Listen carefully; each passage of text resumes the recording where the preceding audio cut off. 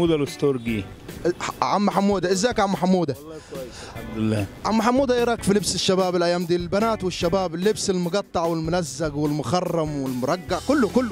بصراحه انا بشوفهم بتحسر على نفسي بجد. لبس المقطع والله زي ما هو عايز يعني مش مشكلة. بس انا شايف لبسك زين يعني مقطع. هو انا يعني يعجبني كذا. يعني انت يوم ما ترتبط بواحده بتكون لبسها زي لبسك. والله هي إذا يعني الاخلاق يعني الحشمه لا تعني الاخلاق يعني. هي الموضه هيك موجوده في العراق؟ في لبس مقطع في العراق؟ يا راجل بعد صدام الكلام ده. صح. يعني هذه كل انسان حر باللي هو يلبسه.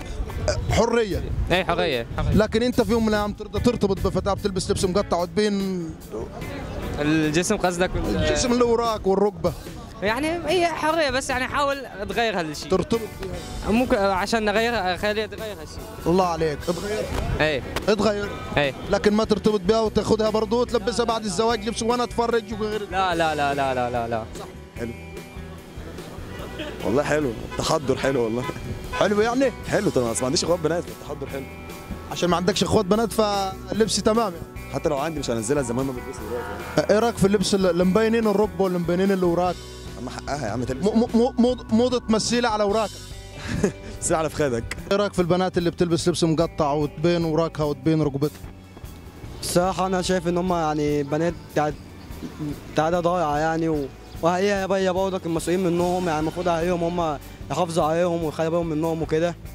خاطوا لهم البنطلون يعني.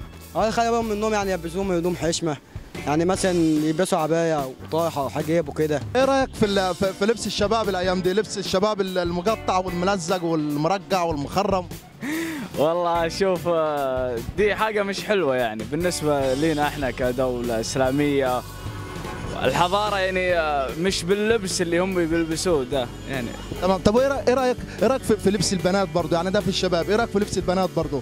ما عجبكش كده يعني، ما بيدخلش دماغك؟ نسأل الله الرحمة يعني. يعني عادي حلو. بس انا لبسك زين يعني.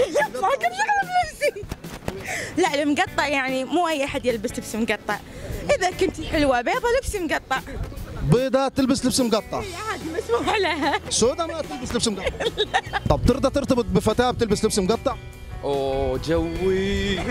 اوه. ولا جوي. واقع انت يا ابو وهاب، واقع. ايه رايك في الكلام اللي بيقوله؟ ده واحد بايظ. السلام ورحمة الله وبركاته. اتعرف بحضرتك. اسم حضرتك ايه؟ اسم حضرتك ايه؟ مصطفى. ماشي يا عم مصطفى، السؤال صعب للدرجه دي؟ ايوه. ماشي يا عم مصطفى، ايه رايك يا عم مصطفى في لبس الشباب الايام دي؟ لا، عليه العوض. البنات والشباب من حيث المقطع والمخرم. عليه العوض. عليه العوض ومنه العوض. ايوه. ما تحبش انت؟ لا طبعا، عيب كده. ما عندكش اولاد بيلبسوا لبس لا لا لا لا لا. الواحدة اما تمشي محترمة زمان كنت انت تمشي وراها وتشوف بيتها فين وتروح لبقى تقول له تعالى بقى بعد اذنك الله يبارك لك طالب ايد بنتك. انت منين؟ تقول له انا من هنا وهو من هنا وانتوا بعيد، بس انت مشيت وراها عشان شفتها بنت ماشيه مؤدبه ومستوره ومية مية. ايه رايك يا فاروق في لبس الشباب الايام دي من حيث المقطع والملزق والمخرم والمرقع؟ هي اذواق، بس طبعا الموضوع زاد عن حده يعني. الموضوع زاد عن حده. ما تلبستش انت في يوم من الايام؟ ماليش في الكلام ده. ولا في يوم من الايام ممكن ترتبط بفتاه بتلبس لبس مقطع ولا مخرم؟ لا يعني ليه لا، ما الموضوع ملوش دعوه باللبس يعني، بتبقى اذواق مش اكتر. كيف يا ولد عم يا فاروق، انت لسه تقول لي الموضوع زاد عن حده وترضى ترتبط بفتاه لبسها مقطع؟ انت لبسك زين يعني، انا شايف لبسك زين. انا الجو حر بس عشان كده الشورت، انما لا شورت مش يعني عادي اللي هي الموضه بس خفيفه، انما مقطع بقى والشغل اللي هو تبقى قله التربيه وكده لا يعني لا ما ترضاش. صح تمام. ازيك يا محمد؟ الحمد لله. عامل ايه؟ جاي من وين يا محمد؟ جاي من المستشفى. جاي من المستشفى، الف سلامه. عيانه؟ لا ما عياني. ما عيانش. ماشي يا محمد. بقول لك يا محمد، ايه رايك في لبس الشباب الايام دي؟ والله زي العسل. يا راجل احلى لبس. احلى لبس. البنات اللبس المقطع اللبان اللي وراك والركبه. مش عارف أقول لك إيه والله. قول كل اللي انت عايز تقول. والله هو ما ينفعش خالص. قول يا راجل. المشكلة إن أنا أطلع من الجامع أبص ألاقي البنات طالعة إيه بوظ اللي أنا صليته. دي بقى المشكلة. يعني دي ينفع؟ اطلع من الباب الثاني يا راجل. ما هو الباب الثاني كذلك الأمر والله. البنات واقفين على باب الجامع من هنا ومن هنا. والله هنا وهنا بص فلان واحنا تعبانين والله. الطف.